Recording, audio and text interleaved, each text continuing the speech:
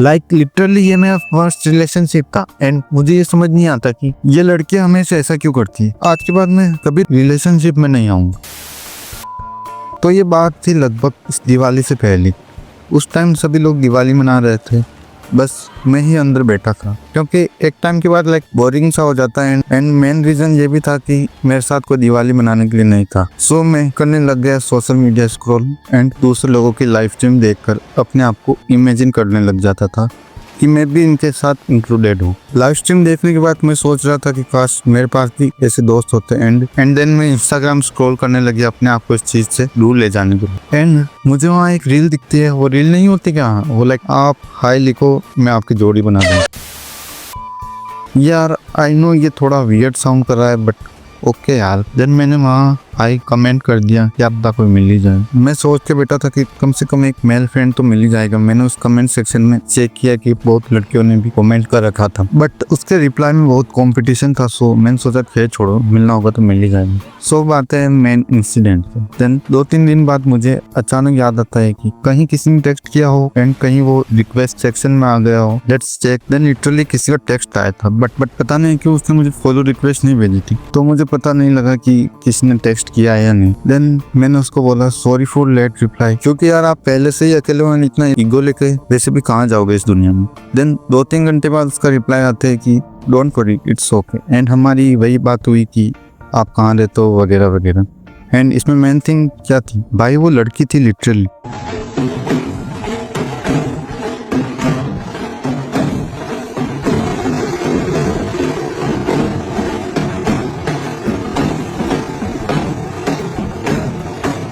मेरे मन में ऐसी थिंकिंग थी कि लाइक लड़कियां किसको मैसेज क्यों करेगी। एंड मैंने सोचा कि ये कोई लड़का तो नहीं, लाइक कोई पागल ही होगा जो एक लड़के एंड लड़की की चैट्स में डिफरेंस समझ नहीं पाएगा, है ना।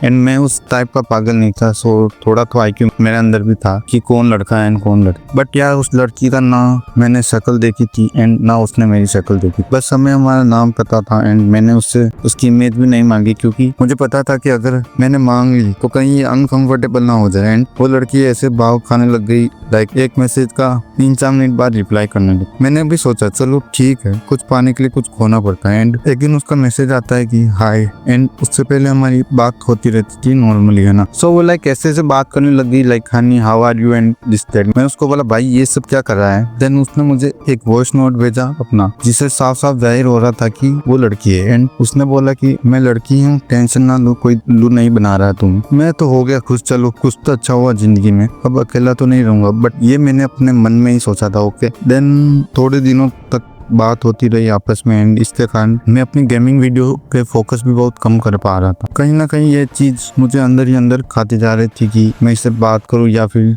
वीडियोस बनाऊं। एंड एक दिन मैंने उसको बोला कि यार मुझे अभी वीडियोस बनानी है, अभी मैं तुमसे बात नहीं कर सकता। एंड शी सेड लाइक वैसे भी मैं तुमसे बात करके एहसान करती हूँ। लाइक सीरियसली मैंने उससे बात करने से पहले सोचा थी मैं अपने ईगो को बीच में नहीं लाऊंगा। सो मैंने कहा कि चलो ठीक है, आज के बाद तो मैं टेक्स्ट नहीं करूंगा। ओके। थोड़े दिन बीत गए एंड उसका टेक्स्ट आता है कि hi and she deleted that message after that. मैंने 1 महीने तक उससे बात नहीं की। Then one day I texted her and उसने कहा अब क्यों मैसेज किया है। Then I said